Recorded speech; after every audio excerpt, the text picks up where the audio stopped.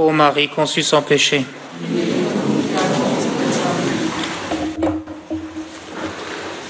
Frères et sœurs, le bref récit évangélique que propose la liturgie en cette solennité de la Sainte Trinité fait suite à la rencontre nocturne de Jésus avec Nicodème.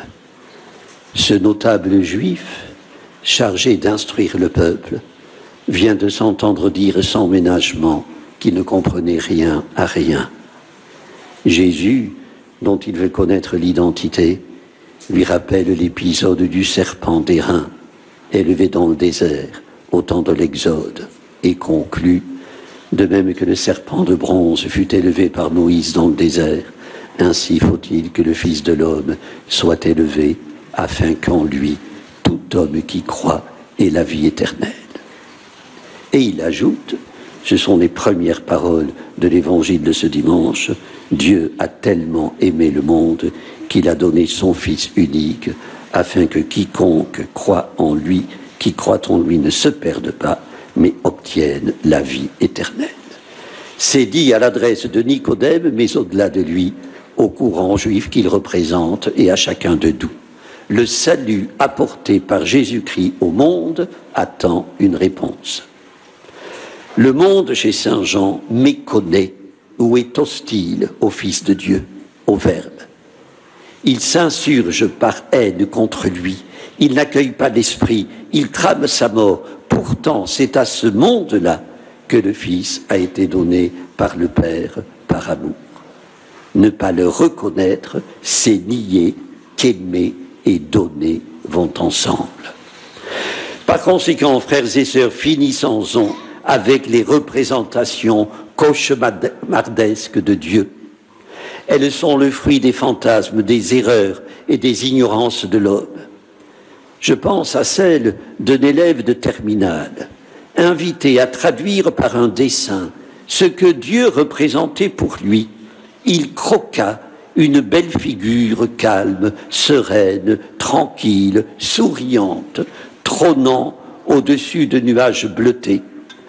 En bas de la page, une esquisse saisissante de la terre ravagée, jonchée de miséreux et de cadavres. En légende, ces mots: Dieu tout-puissant, incapable. Dieu tout-puissant, incapable et pourquoi pas implacable.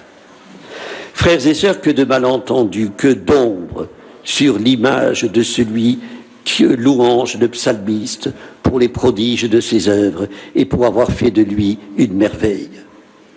Mais tout compte fait, ce jeune élève n'innove rien. Il est dans la lignée de ceux que dénonçait Jérémie pour avoir commis le double méfait de s'être écarté de la source d'eau vive et d'avoir creusé des citernes fissurées. Frères et sœurs, dans l'Ancien Testament, la source d'eau vive, c'est le Dieu du Sinaï, qui devant Moïse se révèle tendre et miséricordieux. Abandonner cette source, c'est se perdre dans le non-sens. Dans le Nouveau Testament, Jésus se révèle à Nicodème comme celui que Dieu a donné au monde pour que quiconque croit en lui ne se perde pas, mais obtienne la vie éternelle. Celui qui croit en lui échappe au jugement, celui qui ne croit pas est déjà jugé. Frères et sœurs, il faut choisir, que ce soit un idéal ou un modèle de vie. C'est une obligation. Le drame vient de cette obligation. Choisira-t-on de croire que nous sommes sauvés ou refuserons-nous de le croire?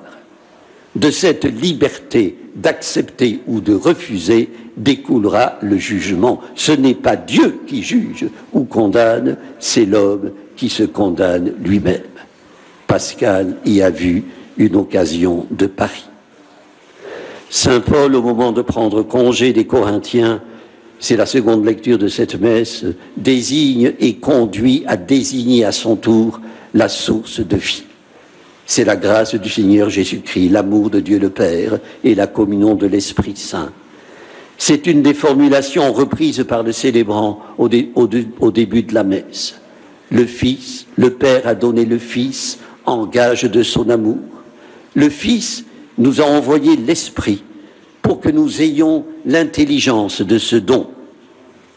Frères et sœurs, la Trinité est un grand mystère, le mystère absolu, disent les théologiens. Cependant, avec quelle familiarité nous nous y référons à chaque signe de croix et l'intégrons dans notre quotidien. De tout mystère, Jésus est la porte. Le laisser nous conduire pour la franchir ne requiert qu'un oui. Dag Hammarskjöld, l'ancien secrétaire général des Nations Unies, notait dans ses carnets « Une fois j'ai répondu oui à quelqu'un ou à quelque chose.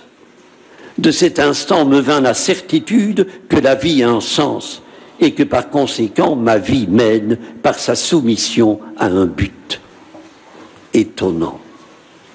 Étonnant de la part d'un homme austère et réservé, convaincu qu'une vie oublieuse des autres est dénuée de sens, qu'elle est pire que la mort. En mission de paix, Dag Hammarskjöld a été victime d'ennemis de la paix.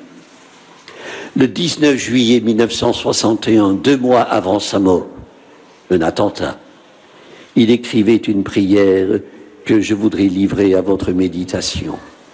Elle nous met face au mystère que nous célébrons aujourd'hui.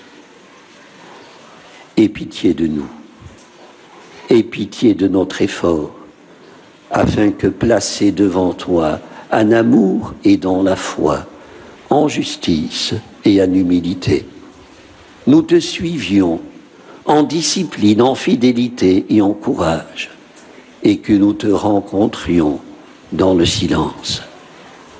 Donne-nous un esprit pur afin que nous te voyions, un esprit d'humilité afin que nous t'entendions, un esprit d'amour afin que nous te servions, un esprit de foi afin que nous vivions en toi. Toi que je ne connais pas, mais à qui j'appartiens, toi que je ne comprends pas, mais qui m'as voué à mon destin, toi. Amen. Prions le Seigneur. Dieu notre Père, nous proclamons avec l'Église tout entière que Jésus s'est levé vivant dans la lumière. Il est venu de toi, plein de grâce et de vérité, non pour juger le monde, mais pour le sauver. En lui, nous voyons ta lumière et connaissons le secret de notre vie. Que notre vie fraternelle témoigne de notre communion avec toi et avec ton Fils, dans l'Esprit, dès maintenant et pour les siècles des siècles. Le Seigneur soit avec vous. Que Dieu Tout-Puissant vous bénisse, le Père, le Fils et le Saint-Esprit. Notre-Dame de Lourdes, Sainte Bernadette, ô Marie conçue sans péché,